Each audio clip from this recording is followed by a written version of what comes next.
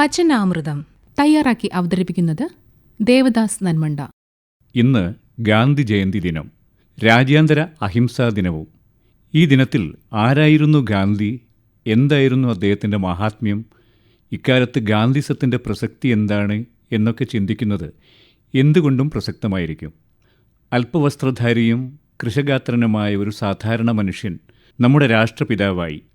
ഈ നിലയിൽ മാത്രം അദ്ദേഹത്തെ സ്മരിച്ചാൽ മതിയാവില്ല എന്ന് തന്നെയാണ് ഉത്തരം.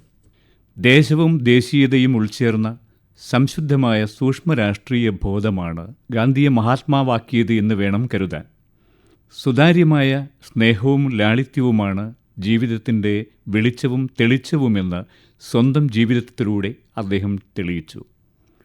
പ്രകൃതിയോടിണങ്ങിയ ലളിതവും പ്രായോഗികവുമായ ഒരു ജീവിതക്രമം കാണിച്ചു തരികയും ചെയ്തു. ബ്രിട്ടീഷ് സാമ്രാജ്യത്വം അടിച്ചേൽപ്പിച്ച കരിനിയമങ്ങൾക്കെതിരെ ആ മനുഷ്യസ്നേഹി ഒരു കൊടുങ്കാറ്റ് പോലെ ആഞ്ഞടിച്ചു. നേതാവെന്ന നിലയ്ക്കുള്ള ആഹ്വാനങ്ങൾ ചുരുക്കി രാപ്പകൽ സമരജീവിതത്തിൽ മുഴുകി മഹത്തായ ആദർശങ്ങൾ മുറുകെ പിടിച്ചു. രാജ്യം സ്വാതന്ത്ര്യം പ്രാപിച്ചപ്പോൾ ഭരണത്തിൻ്റെയും അധികാരത്തിൻ്റെയും ഉന്നത സ്ഥാനങ്ങളിലേക്ക് കടന്നു വരാമായിരുന്നിട്ടും അതെല്ലാം വേണ്ടെന്ന് വയ്ക്കുകയായിരുന്നു ഗാന്ധി.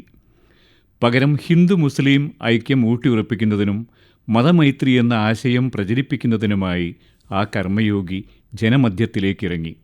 ജനനം, ജീവിതം, മരണം എന്നീ 3 അവസ്ഥകളിൽ ഒതുക്കി നിർത്തേണ്ട ഒന്നല്ല ജീവിതമെന്ന് സ്വജീവിതത്തിലൂടെ ആ മഹാത്മാവ് കാണിച്ചു തരികയായിരുന്നു. അങ്ങനെയാണ് പ്രവർത്തിക്കുക അല്ലെങ്കിൽ മരിക്കുക എന്ന പ്രശസ്തമായ അദ്ദേഹത്തിൻ്റെ ആഹ്വാനം ഒരു ആപ്തവാക്യം പോലെ ലോകം മുഴുവൻ ശ്രവിച്ചത്. 5 ലക്ഷത്തോളം ഗ്രാമങ്ങൾ ചേർന്ന നമ്മുടെ രാജ്യത്ത് നാനാജാതി മതസ്ഥരുണ്ട്, അനവധി ഭാഷകളുണ്ട്, വൈവിധ്യങ്ങളായ സംസ്കാരങ്ങളും ഉണ്ട്. ഇങ്ങനെയുള്ള നാനാത്വത്തിൽ ഏകത്വം ഉറപ്പുവരുത്തുകയെന്ന ഗാന്ധി സ്വപ്നം എത്ര സുന്ദരമായിരുന്നു. നെല്ലും ഗോതമ്പും കരിമ്പും തിനയും തുടങ്ങി ഭക്ഷ്യവിളകൾ വിളയുന്ന ഗ്രാമങ്ങളിലാണ് ഇന്ത്യയുടെ ആത്മാവ് കുടികൊള്ളുന്നത് എന്ന് അദ്ദേഹം ഭംഗിവാക്ക് പറഞ്ഞതല്ല. അവനവന് ആഹരിക്കാനുള്ളത് സ്വയം ഉത്പാദിപ്പിക്കുകയെന്ന സ്വാശ്രദ്ധയിൽ ഊന്നിയ ആശയം നമ്മിലുണ്ടാക്കുന്നതിനായി അദ്ദേഹം ശ്രമിച്ചിട്ടുണ്ട്.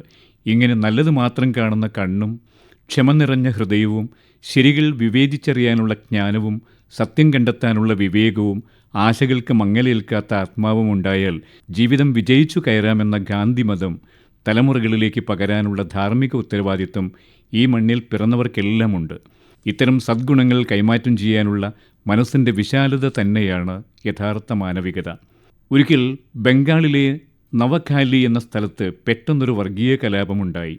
ആരെതിർത്തിട്ടും ഗാന്ധി കലാപകാരികൾക്കിടയിലേക്ക് ഇറങ്ങിച്ചെന്നു. ലോകം ശ്രദ്ധിച്ച അദ്ദേഹത്തിൻ്റെ അഹിംസാ സിദ്ധാന്തത്തിന് ഏറ്റവും വലിയ വെല്ലുവിളി നേരിട്ട ഒരു സമയമായിരുന്നു അത്. ഗാന്ധിയുടെ വിനയവും ലാളിത്യം കലർന്ന പെരുമാറ്റവും എളിമയോടെയുള്ള സംസാരവും നിമിത്തം കലാപകാരികൾ ശാന്തത പാലിച്ചു. അന്ന് കലാപഭൂമി സന്ദർശിച്ച് മടങ്ങുകയായിരുന്ന നെഹ്റു പറഞ്ഞ കൗതുകം ജനിപ്പിച്ച ഒരു പ്രയോഗമുണ്ട്. 70 വയസ്സായ ഈ ചെറുപ്പക്കാരനെ കണ്ടു പഠിക്കൂ എന്നായിരുന്നു അത്. പ്രായം കൊണ്ട് വാർദ്ധക്യമെങ്കിലും ചെയ്തി കൊണ്ട് യുവത്വം സൂക്ഷിച്ച ആ കർമ്മധീരനാണ് സാക്ഷാൽ മഹാത്മാഗാന്ധി. ഗിരിനിരകളോളം പഴക്കമുള്ള സത്യവും പ്രവൃത്തിയും അഹിംസയുമല്ലാതെ പുതിയതായൊന്നും തനിക്ക് ലോകത്തെ പഠിപ്പിക്കാനാവില്ലെന്ന ഗാന്ധിയുടെ ശുദ്ധബോധത്തിൽ നിന്നും ഉദയം കൊണ്ടതാണ് എൻ്റെ ജീവിതമാണ് എൻ്റെ സന്ദേശമെന്ന വിഖ്യാതമായ പ്രസ്താവന.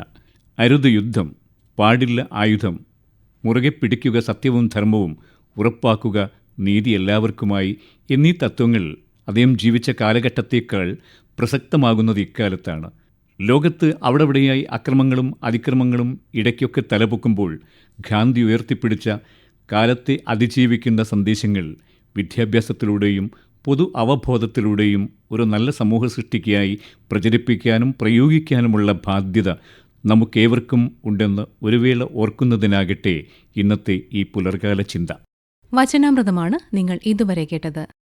തയ്യാറാക്കി അവതരിപ്പിച്ചത് ദേവദാസ് നന്മണ്ട.